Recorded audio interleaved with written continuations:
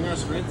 All right, guys. So welcome to Wagyu A5 101. This is Chef Andy going to demonstrate us cooking and cutting this beautiful, beautiful snow beef.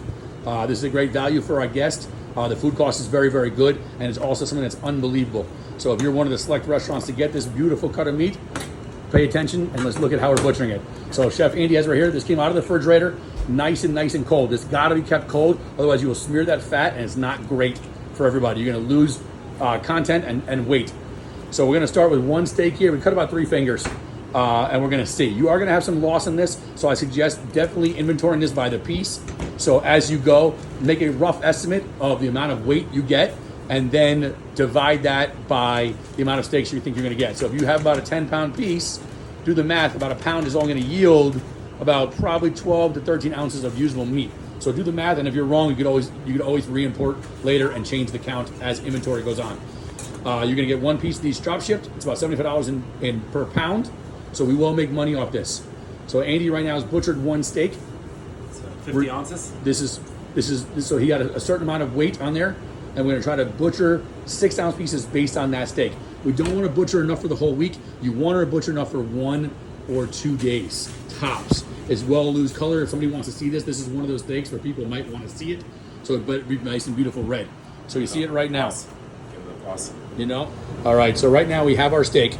This weighs approximately 48 ounces, and we're gonna work on trying to get 12-ounce blocks out of here. This is the end cut on the other side. So we did this one, for example, because this is the harder one to cut. This is the bigger, fatter side that leans itself towards the ribeye. So we cut off this fat. The fat is over. If you wanna use this to cook it or use it for some fat, it is absolutely delicious. And right now we're aiming to get like a 12-ounce block, and we can get 2 6-ounces from there. So right now, after trimming that beautiful piece of fat, we're left with about 43 ounces of meat. That being said, we're gonna try to get 3 12-ounce blocks out of this. That seems to be the most effective way in all of our minds. 3 12-ounce blocks, and that way you can get 2 6-ounce blocks from each of those 12-ounce blocks. And that'll be able to give a nice temperature. It won't be too thin, and will also be very, very consistent. You are gonna have some loss. We understand that. That's why we're gonna inventory them by the piece. All right? Thank you. All right, guys, so this is our piece. We cut this into 6 blocks. This shows you are gonna have some waste, like we talked about. We understand, that's why we built into the price.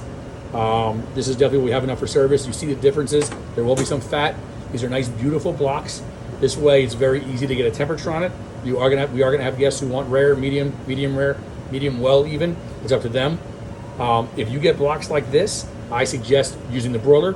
If you get anything thinner, definitely cook it in a saute pan. So if it's anything like this, these are beautiful fat blocks.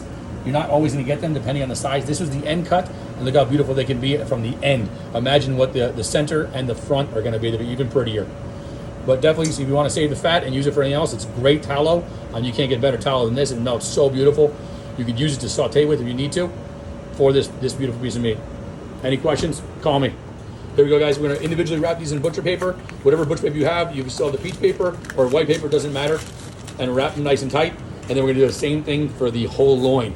And that's why we don't want to butcher more than we need to, because the whole loin will last a lot longer. That way, because we are gonna trim as we go. We're always gonna lose some fat. We're always gonna lose some outer tissue. That way, if it does start to gray in the refrigerator, this way you're gonna trim it and get the beautiful red instead of having to trim off of a 6-ounce steak, which is unacceptable.